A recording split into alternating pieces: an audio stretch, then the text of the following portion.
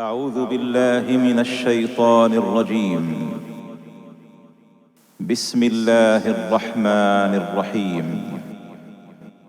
يا أيها الذين آمنوا إذا نودي للصلاة من يوم الجمعة فاسعوا إلى ذكر الله وذروا البيع ذلكم خير لكم إن كنتم تعلمون.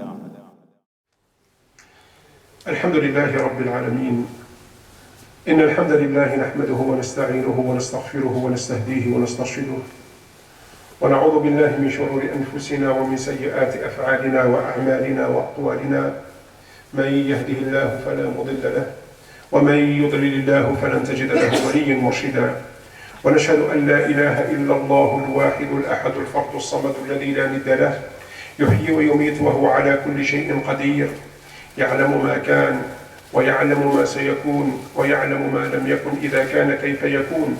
نشهد ذلك شهادة نطق باللسان وإقرار بالجنان وعمل بالأركان.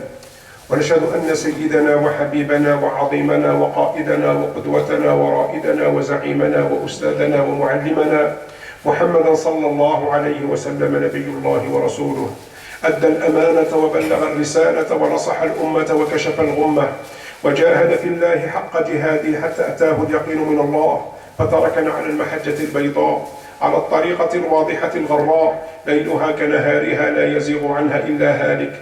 صل اللهم عليه وعلى آله وصحبه وعلى من اقتفى أثره ودعا بدعوته وسلك سبيله إلى يوم الدين. اللهم آت نفوسنا تقواها، زكها أنت خير من زكاها، أنت وليها ومولاها. وبعد معاشر المؤمنين الكرام. Avant de commencer, rappelez à ceux qui viennent d'arriver, qui portent le masque dans la main, que ce n'est pas la peine de le porter dans la main, mais il faut le mettre. Toujours avec la thématique de l'épreuve, des examens, des tests émanant d'Allah subhanahu wa ta'ala. Et surtout, comment se comporter vis-à-vis de ces épreuves. Quelle attitude adopter vis-à-vis des épreuves d'Allah subhanahu wa ta'ala. On a parlé de ar-rida wa taslim, la satisfaction et l'agrément. On a parlé de as-sabr al-jamil, la patience et l'endurance. On a parlé la semaine dernière de tawba wa al-istighfar, le repentir et implorer le pardon d'Allah subhanahu wa ta'ala. Et aujourd'hui, je vais enchaîner, inshallah subhanahu wa ta'ala, prolonger cette droite en parlant du quatrième principe pour se comporter, comment se comporter avec les épreuves d'Allah subhanahu wa ta'ala. J'ai nommé ad-du'a, l'invocation d'Allah subhanahu wa ta'ala, ou l'istighatha, implorer le secours d'Allah tabaraka wa ta'ala. Encore une fois, quand on parle de ad-du'a, l'invocation d'Allah subhanahu wa ta'ala, al-istighatha, implorer le secours d'Allah subhanahu wa ta'ala, je ne vais pas parler de ça de la manière classique dont on a l'habitude d'en parler de ça. Je vais en parler surtout, comme la semaine dernière, de l'impact, du poids qu'a al-du'a, invoquer Allah subhanahu wa ta'ala, qu'a al-istighatha, implorer le secours d'Allah subhanahu wa ta'ala pour repousser les maux MAX, pour repousser les épreuves d'Allah subhanahu wa ta'ala, ou bien pour les rendre un peu faciles et supportables, bi'idhnillahi tabaraka wa ta'ala. Je vais le faire à travers les prophètes et les messagers d'Allah subhanahu wa ta'ala. Pourquoi? Parce que c'est qui notre exemple? C'est qui notre guide? Ce sont les prophètes et les messagers d'Allah subhanahu wa ta'ala. C'est Allah qui le dit. Celui qu'on doit suivre, celui qui doit servir de guide et d'exemple, celui qu'on doit imiter, c'est pas un tel ou un tel, mais ça doit être le prophète, le messager d'Allah subhanahu wa ta'ala, alayhi salatu wa salam. Pourquoi? Parce qu'il est vérifiable que quand tu veux imiter quelqu'un, sache-le bien sûr que tu ne peux pas atteindre son niveau. Alors le dépasser, c'est impossible. Je ne peux pas te dépasser. Alors pourquoi tu dois me servir comme guide? Pourquoi tu dois me servir comme exemple?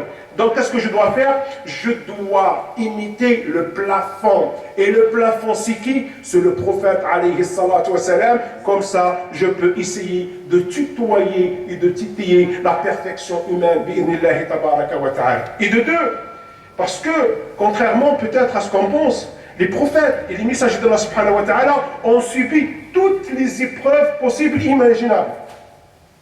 Ils étaient éprouvés par la maladie, par la précarité, par le fait de ne pas enfanter et ainsi de suite. Et ils nous ont donné le bon exemple et le bon comportement vis-à-vis de ces épreuves d'Allah subhanahu wa ta'ala. D'ailleurs, tout cela est résumé dans une sourate extraordinaire, exceptionnelle, qui est la sourate d'ailleurs Al-Anbiya, les prophètes. Dans la sourate Al-Anbiya, Allah subhanahu wa ta'ala nous raconte l'histoire d'un certain nombre de prophètes, et il nous parle de leurs épreuves, chacun leur épreuve, bien sûr c'est pas la même épreuve, chacun leur épreuve, il nous parle comment se comporter vis-à-vis de ces épreuves, et surtout en mettant l'accent sur الدعاء, l'invocation d'Allah subhanahu wa ta'ala, al-istighatha, implorer le secours d'Allah subhanahu wa ta'ala. Et comment al-dua, al-istighatha, invoquer Allah subhanahu wa ta'ala, implorer le secours d'Allah subhanahu wa ta'ala, a été d'une grande utilité pour les prophètes, pour les messagers d'Allah subhanahu wa ta'ala dans leurs tests et dans leurs épreuves. B'idhnillahi azza wa jal. Sallu ala rasulillah. Premier exemple dans la sourate Al-Anbiya, les prophètes. D'ailleurs, on a parlé de cet exemple, mais quand on a parlé du fait de informe-toi de ton Seigneur dans l'aisance, il te connaîtra dans l'adversité. C'est Sidna Yunus, alayhi wa ala nabiyina salatu wa salam. On a parlé de Sidna Yunus, et d'ailleurs la semaine dernière on a parlé de Sidna Yunus, mais de la cité de Sidna Yunus et du repentir, et comment on doit se repentir à Allah subhanahu wa ta'ala quand ils ont réparé toutes les injustices qui étaient dans leur société, bi'idhnillahi azza wa jal. Sidna Yunus, alayhi salam, vous le savez, était énervé. Il a quitté son peuple, il a pris un bateau. Le bateau tomba en panne, la tradition de l'époque en fait un tirage au sort. Et celui sur lequel tombe le tirage au sort, on doit le jeter dans la mer. Sidna Yunus alayhi salam se retrouve du jour au lendemain dans des ténèbres, les unes empilées sur les autres. D'ailleurs, c'était la nuit. Donc il y a les ténèbres de la nuit. Ensuite, c'était la mer, quand on jette quelqu'un dans la mer, à chaque fois qu'il part en profondeur, la lumière, elle fait rare, et donc c'est l'obscurité, donc ce sont les ténèbres. Et troisièmement, il se fait avaler par un grand poisson, donc par une baleine. Et ensuite, il y a une autre ténèbre, c'est l'angoisse, c'est la peur, c'est l'effroi, c'est la situation dans laquelle se retrouve Sidna Yunus alayhi wa ala nabiyina salatu wa salam. Dites-moi, quelles sont les chances de survie de Sidna Yunus alayhi salam dans cette situation-là? Quelle est la probabilité que Sidna Yunus alayhi salam sorte indemne de cette situation-là par rapport aux êtres humains? Zéro. Aucune chance pour que Sidna Yunus alayhi salam s'en sorte. Le soir, il se retrouve au plein milieu de la mer, froide, ensuite il se fait avaler par une baleine, il s'en sort. Absolument pas. C'est pour cela que je le dis, je le répète, quand on est dans une telle situation, et on est dans une telle situation, quand on est dos au mur, et qu'il n'y a rien du tout, et qu'on ne peut rien faire, et qu'il n'y a aucun secours, il y a un secours. Il y a toujours une porte qui est ouverte, qui n'est jamais fermée, c'est celle d'Allah subhanahu wa ta'ala. C'est ce qu'a fait Sidna Yunus alayhi salam, et c'est ce que nous a appris Sidna Yunus alayhi wa ala nabiyina salatu wa salam. وَذَنُّونِ إِذْ ذَهَبَ مُغَاضِبًا فَظَنَّ أَن لَّن نَّقْدِرَ عَلَيْهِ فَنَادَى فِي الظُّلُمَاتِ. Alors qu'il était dans cette situation, alors qu'on était dans ces ténèbres-là, qu'est-ce qu'il a fait? Il a fait un appel à Allah subhanahu wa ta'ala. فَنَادَى فِي الظُّلُمَاتِ أَن لَّا إِلَهَ إِلَّا أَنْتَ سُبْحَانَكَ إِنِّي كُنتُ مِنَ الظَّالِمِينَ. Nulle divinité avec toi. Gloire à toi, ya Allah, j'étais au nombre des injustes de Sidna Yunus alayhi wa ala nabiyina salatu wa salam. Qu'est-ce qui se passe? Allah subhanahu wa ta'ala dit فَاسْتَجَبْنَا لَهُ. Je ne peux pas vous traduire la lettre Fa. Mais pourquoi Allah Azza wa Jalla a utilisé la lettre Fa dans ce verset-là en parlant فَاسْتَجَبْنَا لَهُ? Fa en langue arabe, Allah subhanahu wa ta'ala n'a pas dit وَاسْتَجَبْنَا لَهُ ثُمَّ اسْتَجَبْنَا لَهُ pour ne pas dire que la réponse d'Allah subhanahu wa ta'ala s'est fait attendre. Fa, ça veut dire sur le tas. Quand il a fini son dua, la réponse positive est arrivée de la part d'Allah subhanahu wa ta'ala.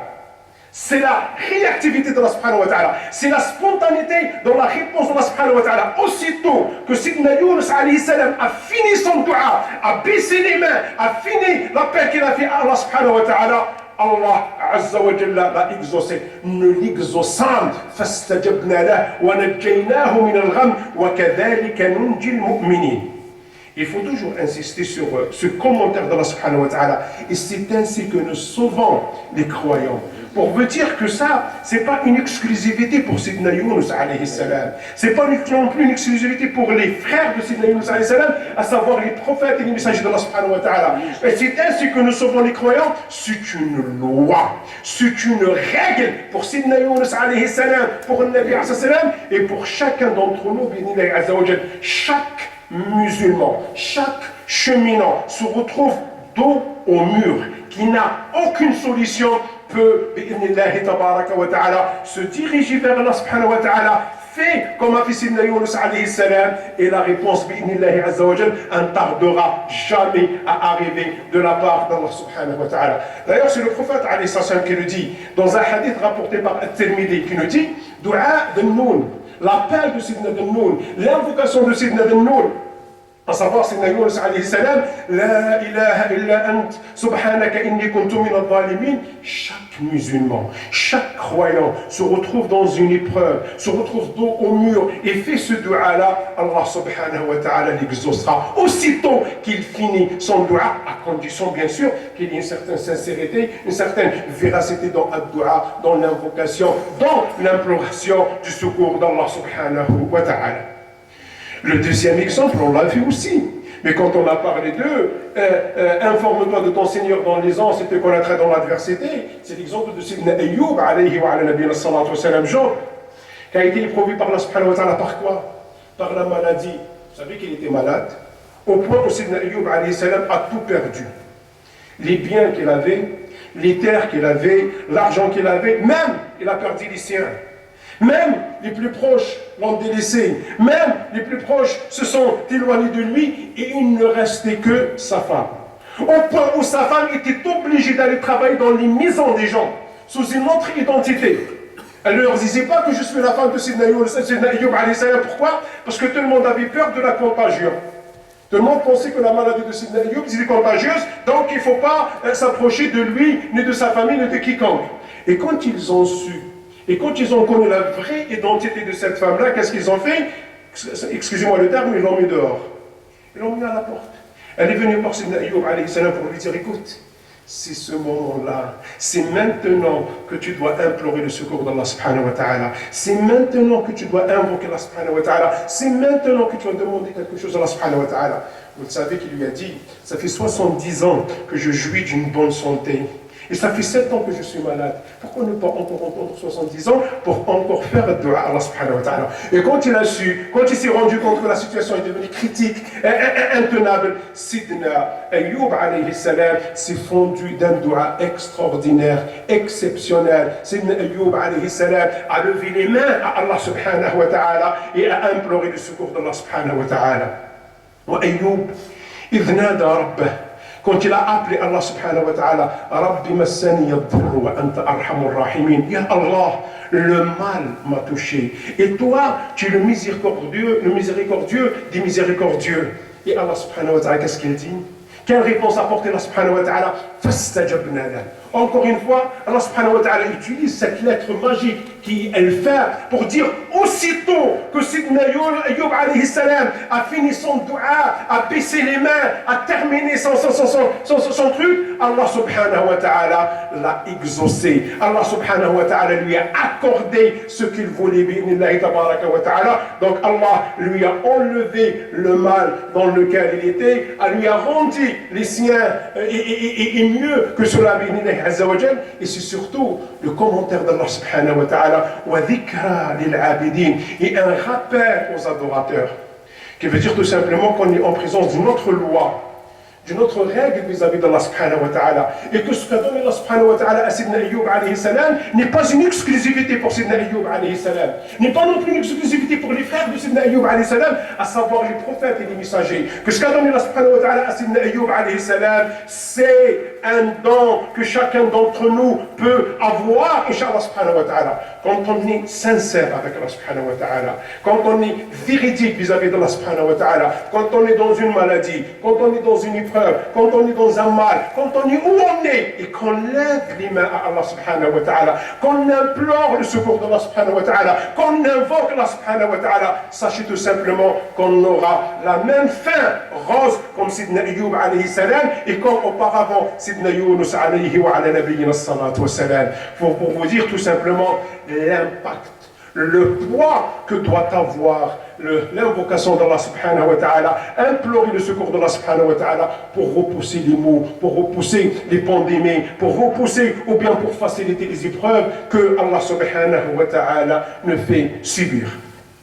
Un troisième exemple, toujours dans la sourate Al-Anbiya, c'est celui de Sidna Zakaria alayhi wa ala nabiyyina salatu wa salam. Zacharie. Et tout le monde sait que Zacharie a souffert de quoi? A souffert du fait qu'il n'enfantait pas. Et qu'il souhaitait avoir un enfant, Sidna Zakaria alayhi salam. Et qu'il a fait savoir Allah subhanahu wa ta'ala, Yarithuni wa yarithu min ali Yaqub. Il voulait un héritier. Rabbi la tadarni fardan wa anta khayrul warithin. C'est vrai que tu es le meilleur des héritiers, mais moi je veux un héritier. Pour hériter de quoi?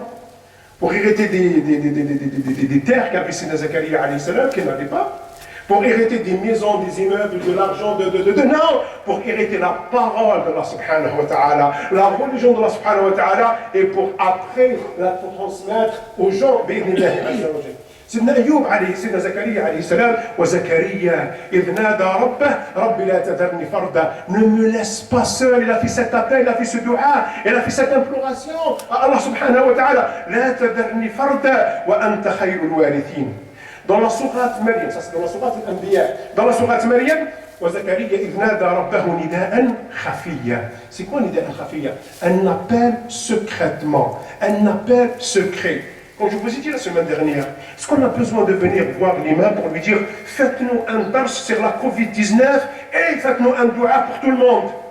Faites-nous un dars sur la Palestine, sur la Syrie et faites-nous un dua. On n'a pas besoin de ça. Sidna Zakaria alayhi salam, qu'est-ce qu'il a fait? Il a fait dua khafi. Un appel, une imploration, une évocation secrète. C'est quoi une invocation secrète? Au milieu de la nuit. Disait le Nabi alayhi salatu wa salam, Sidna Zakaria alayhi salam s'est prosterné à Allah subhanahu wa ta'ala et a commencé à dire Ya Rab, Ya Rab, Ya Rab, Ya Rab. Et à ce moment-là, les larmes ont eu le dessus sur les paroles. Il ne pouvait plus parler Sidna Zakaria alayhi salam. Ça ici, bon, elle a été tellement émue. Il a tellement pleuré, il a été tellement sincère qu'il n'arrivait pas à formuler son dua, qu'il n'arrivait pas à formuler sa demande à Allah subhanahu wa ta'ala. Et Allah azza wa jal sait qu'il était sincère. D'ailleurs, Allah subhanahu wa ta'ala dit vers la fin, إِنَّهُمْ كَانُوا يَدْعُونَنَا رَغَبًا وَرَهَبًا. Ils nous invoquaient par crainte et par amour. Sidna Zakaria alayhi salam n'attend pas les moments difficiles, quand il est dos au mur pour faire des doigts à Allah subhanahu wa ta'ala. Normalement, chacun d'entre nous doit avoir un budget temps pour un dua, un budget temps pour la lecture du Coran, un budget temps pour évoquer Allah subhanahu wa ta'ala, un budget temps pour faire le bien, un budget temps pour faire ça. On a tous un budget temps pour la play, on a tous un budget temps pour le portable, on a tous un budget temps pour le marché aux puces, on a tous un budget temps pour je sais pas quoi, mais jamais un budget temps d'Allah subhanahu wa ta'ala et de notre cheminement vers Allah subhanahu wa ta'ala. Sidna Zakaria et les siens faisaient toujours des doigts par amour et par crainte, dit Allah tabaraka wa ta'ala. Et là, c'est un habitude du fait. Et quand il a fait un doigt à Allah subhanahu wa ta'ala, quand bien même il n'arrivait pas à le formuler, quand bien même ça ne sortait pas de sa langue, Allah lui disait labbaik. C'est comme dans Al-Hajj, on dit labbaik Allahumma labbaik. Vous savez ce que ça veut dire labbaik? Labbaik, ça veut dire je t'ai envoyé une invitation et toi en acceptant l'invitation tu me dis labbaik.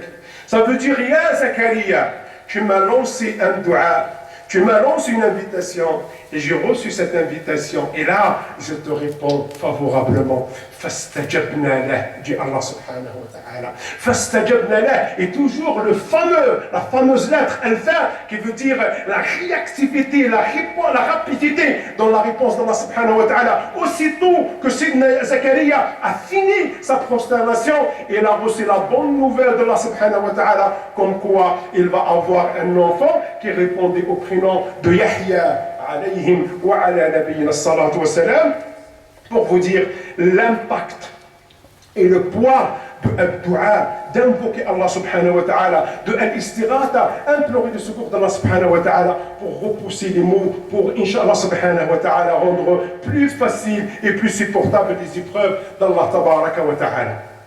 Il y a d'autres exemples, comme l'exemple de Sidna Nuh alayhi wa ala nabiyina salatu wa salam.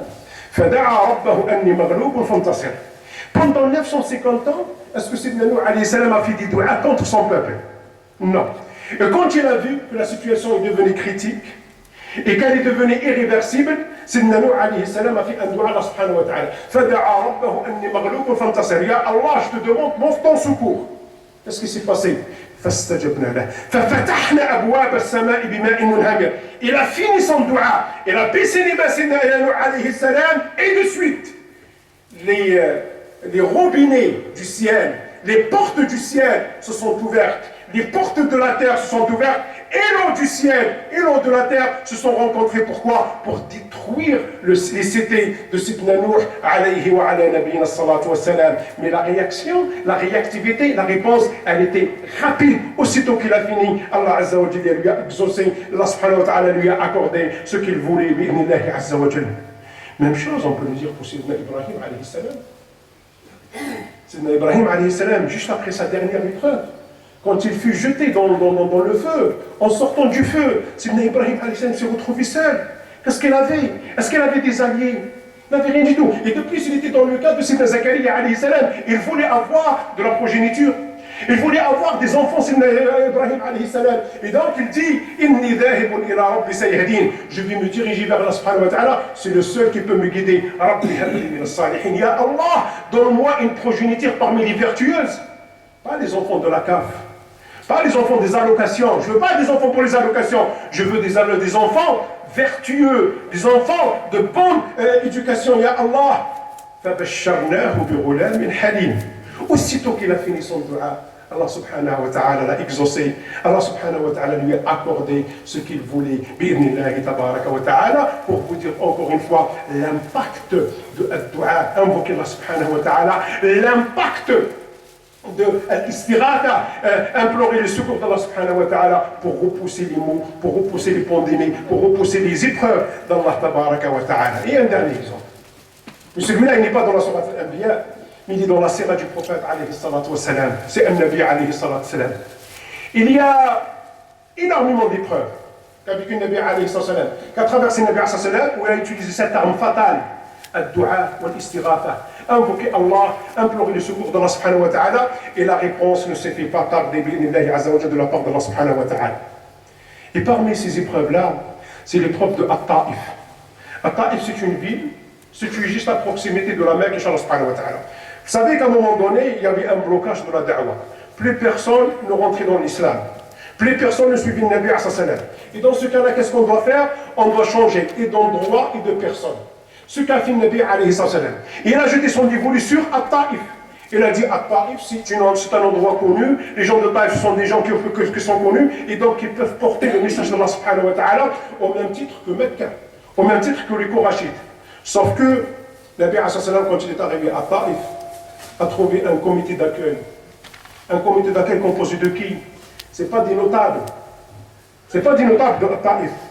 C'était un comité d'accueil composé de la racaille.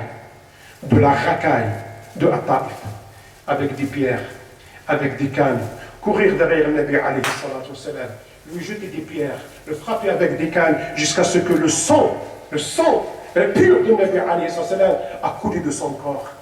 Et là, Nabi alayhi salatu wa salam s'est réfugié dans un endroit et s'est fondu d'un dua exceptionnel, d'un appel extraordinaire. Il nous apprend que dans des situations comme celle-là, juste, Il y a une seule chose, c'est quoi? C'est invoquer Allah subhanahu wa ta'ala, c'est implorer le pardon d'Allah tabaraka wa ta'ala. Le Nabi alayhi sallam disait Allahumma ilayka ashku du'fa quwwati wa qillata hilati wa hawani ala an-nas ya arhamar rahimin anta rabbul mustad'afin wa anta rabbi ila man takiluni ila ba'id yatahajjamuni am ila aduwwin mallaktahu amri in lam yakun bika alayya ghadabun fala ubali ولكن رحمتك هي أوسع لي أعوذ بنور وجهك الذي أشرقت له الظلمات وصلح عليه أمر الدنيا والآخرة من أن ينزل علي غضبك أو أن يحل لي سخطك لك العتبى حتى ترضى ولا حول ولا قوة إلا بك.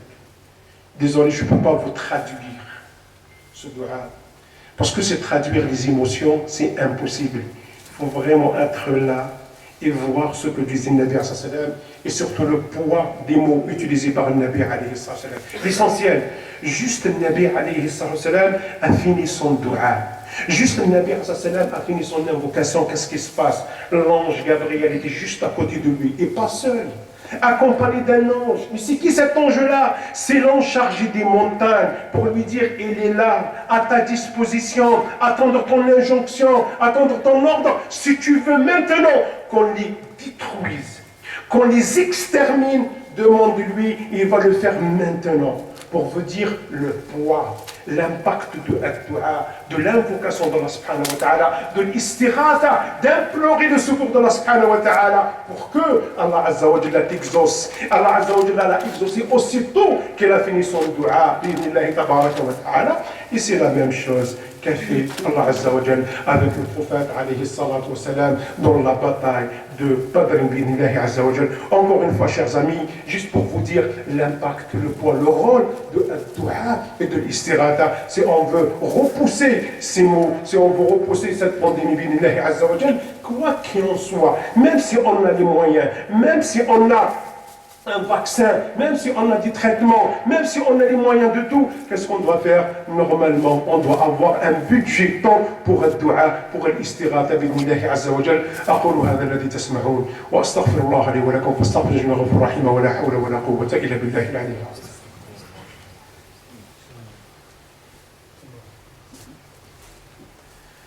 الحمد لله رب العالمين والصلاة والسلام على رسول الله الكريم. على الله نتوكل وبه نستعين ولا حول ولا قوة إلا بالله العلي العظيم. وبعد معاشر المؤمنين الكرام. Un dernier exemple بإذن تبارك وتعالى qui n'a rien à voir avec Sourate al-Anbiya, avec la Sourate des prophètes, qui n'a rien à voir avec le Nabi sallam, mais c'est un exemple, une histoire qui concerne un des compagnons du Nabi alayhi salatu wa salam, qui répond au prénom de Abu Mu'allaq.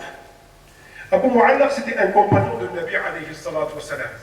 Abu Mu'allaq, c'était un grand commerçant à l'époque de Nabi alayhi salatu wa salam. Donc c'était quelqu'un qui utilisait ses biens, qui utilisait l'argent des autres pour faire du commerce, pour faire des transactions. Et c'était quelqu'un de pieux, et c'était quelqu'un de droit, juste pour vous dire qu'il n'y a pas contradiction entre musulmans et commerçants. Il y a des gens qui pensent qu'aujourd'hui, pour être un bon musulman, c'est quoi un bon musulman? Il faut juste dire un musulman. Un musulman, ça veut dire c'est quelqu'un de parfait. Il y a des gens qui considèrent que pour être un bon musulman, il ne faut rien faire. Il ne faut pas travailler, il ne faut pas fréquenter les gens, il ne faut pas aller à l'école, il ne faut pas faire policier, il ne faut pas faire commerçant, il ne faut pas faire boulanger, il ne faut pas faire légumier, il ne faut rien faire. Il faut que tu restes à la mosquée. Tu habites à la mosquée, tu manges à la mosquée, tu dors à la mosquée. C'est du n'importe quoi. Mais c'est du n'importe quoi, chers amis. Donc lui, c'était un commerçant et c'était quelqu'un qui était connu par sa piété, par son intégrité, par sa droiture. D'ailleurs, qui c'est qui a ramené l'islam en Asie? Ce sont les chaînes satellitaires qui existent aujourd'hui? Ce sont les savants d'aujourd'hui qui te passent des heures et des heures à t'expliquer comment faire tashahhud, comment faire bouger la main, comment faire bouger le doigt, comment tu dois... C'est pas ces gens-là. Et ces gens-là sont incapables de faire quoi que ce soit. L'islam est parvenu en Chine, est parvenu en Inde, est parvenu en Pakistan, grâce à qui? Grâce à des gens qui s'appellent les commerçants. Ce sont des commerçants, ils étaient des musulmans. Bref, Abu Mu'allaq, commerçant et quelqu'un d'intègre, quelqu'un de pieux, quelqu'un de droit, bi'idhnillahi azza wa jalla. Un jour, il était dans un voyage commercial. Qu'est-ce qui se passe? Il rencontre un bandit de grand chemin. Écoute, tu vas me donner, c'est bien, tu vas me donner cette caravane, tu me donnes cet argent et je vais te tuer. Abu Mu'allaq a commencé à négocier avec lui. Oui, écoute, une partie, ça m'appartient, une partie, c'est une amana, c'est un dépôt. Alors prends ce qui m'appartient et laisse l'autre. Il dit, mais non, mais moi je vais prendre et ton argent, et l'argent de tes associés, je ne sais pas quoi, ça ne m'intéresse pas, et ensuite, cerise sur le gâteau, je dois te tuer, je dois te débarrasser de toi. Mais non, si tu veux prendre l'argent, pourquoi tu vas me tuer? C'est comme ça, il lui a dit, c'est la règle, je dois prendre et ça et ça. Donc Abu Mu'allaq se retrouve encore une fois dos au mur. Qu'est-ce qu'on doit faire? Est-ce qu'il avait un smartphone, Abu Mu'allaq? Il a la 5G ou la 4G, et la Facebook, ou je ne sais pas quoi, pour appeler, pour envoyer un message, ou pour appeler une alerte, ou envoyer une alerte? Non, il n'avait rien du tout. Par contre, il y a une ligne qui est toujours ouverte. C'est ta ligne, c'est ma ligne, c'est notre ligne avec Allah subhanahu wa ta'ala. Abu Mu'allaq disait à ce bandit, à ce voleur, est-ce que tu ne peux pas m'accorder un laps de temps pour faire quelques rak'at, pour faire quelques prières pour Allah subhanahu wa ta'ala? Et tu peux faire ce que tu veux, lui a dit. Il a fait ses ablutions, il a fait 4 rak'at. Et la dernière prosternation, le dernier sujoud, la dernière prosternation, Abu Mu'allaq s'est fondu d'un dua extraordinaire. Ya Wadoud, Ya Wadoud, Ya Wadoud, Ya Wadoud, Ya Dal Arsh al-Majid, Ya Fa'alan lima yurid, يا صاحب الملك الذي لا يضام والعزة التي لا ترام والنور الذي ملأ أركان العرش أجرني من هذا اللص أجرني من هذا السارق يا مغيث أغثني يا مغيث أغثني يا مغيث أغثني. C'est le dua de Abu Mu'allaq. Une fois fini la prière, Assalamu alaikum wa rahmatullah, Assalamu alaikum wa rahmatullah, il se retourne. Qu'est-ce qu'il trouve? Il trouve le bandit, le voleur accroupi. Il trouve qu'il y avait un homme bien masqué avec une épée qui voulait tuer ce voleur-là. Il a accouru pour lui dire, mais c'est quoi ça? Est-ce que tu peux m'expliquer ça? Qui es-tu pour me secourir comme ça? Et cette personne-là, de lui dire, au fait, je suis un ange qui vient du 4e ciel. Quand tu as fait ton premier dua, il y avait du bruit dans les cieux. Quand tu as fait ton deuxième dua, il y avait un tremblement, si vous voulez, dans les cieux. Et quand tu as fait le troisième dua, ya Mughith Aghithni, quand tu as imploré le secours d'Allah subhanahu wa ta'ala, tous les anges des cieux se sont dirigés vers Allah subhanahu wa ta'ala pour dire, je suis l'homme de la situation, ya Allah, je suis l'ange de la situation, ya Allah, est-ce que tu peux me permettre de descendre pour secourir ce croyant-là, bi'idhnillahi azza wa jalla, pour vous dire l'impact, le poids, le rôle de dua, invoquer Allah subhanahu wa ta'ala, de l'istighatha, implorer le secours d'Allah subhanahu wa ta'ala pour repousser toutes les situations difficiles, pour repousser les maux, les maladies et tout ce qu'il faut faire avec bi'idhnillahi tabaraka wa ta'ala. C'est pour cela, je vous le dis, je vous le répète, au moins un budget temps pour un dua à Allah subhanahu wa ta'ala. Et dans ce cas-là, il y a un frère parmi nous, Ikhwan, comme la semaine dernière, qui venait tout à l'heure me voir pour me faire état de la mort de son beau-frère et sa sœur, donc, qui vient de perdre son mari et qui, elle aussi, atteinte de coronavirus en Algérie. دعاء أجمع الله يجزيكم الله يبارك فيكم اللهم اغفر له اللهم ارحمه اللهم عافيه واعف عنه وأكرم نزله ووسع مدخله واغسله بالماء والثلج والبرد ونقيه من الخطايا كما ينقى الثوب الأبيض من الدنس اللهم أبدله دارا خيرا من داره وزوجا خيرا من زوجه وأهلا خيرا من أهله اللهم أدخله الجنة اللهم أدخله الجنة اللهم أدخله الجنة اللهم أعذه من عذاب جهنم ومن عذاب القبر اللهم إن كان محسنا فزد في إحسانه اللهم إن كان مسيئا فتجاوز عنه اللهم لا تحرمنا أجره ولا تخزنا بعده اللهم ثبت منطقه عند سؤال الملكين اللهم ثبت منطقه عند سؤال الملكين اللهم ثبت منطقه عند سؤال الملكين اللهم اجعل قبره روضة من رياض الجنة اللهم اجعل قبره روضة من رياض الجنة اللهم اجعل قبره روضة من رياض الجنة ولا تجعله كفرة من كفر النار اللهم ألهمنا به صبر والسلوان وارحمنا اللهم إذا سرنا إلى ما صاروا إليه اللهم اشف مرضانا ومرضى المسلمين، اللهم اشف مرضانا ومرضى المسلمين، اللهم اشف مرضانا ومرضى المسلمين، اللهم اغفر لنا ولوالدينا ولمن كان له فضل علينا ولجميع المسلمين والمسلمات والمؤمنين والمؤمنات الأحياء منهم والأموات، ولكل من طلب منا الدعاء ولكل من طلب منه الدعاء. وصل اللهم وسلم وبارك على سيدنا محمد وعلى آله وصحبه أجمعين. سبحان ربك رب العزة عما يصفون وسلام على المرسلين. آخر دعوانا الحمد لله رب العالمين. بارك الله فيكم أجمعين وأقيموا الصلاة.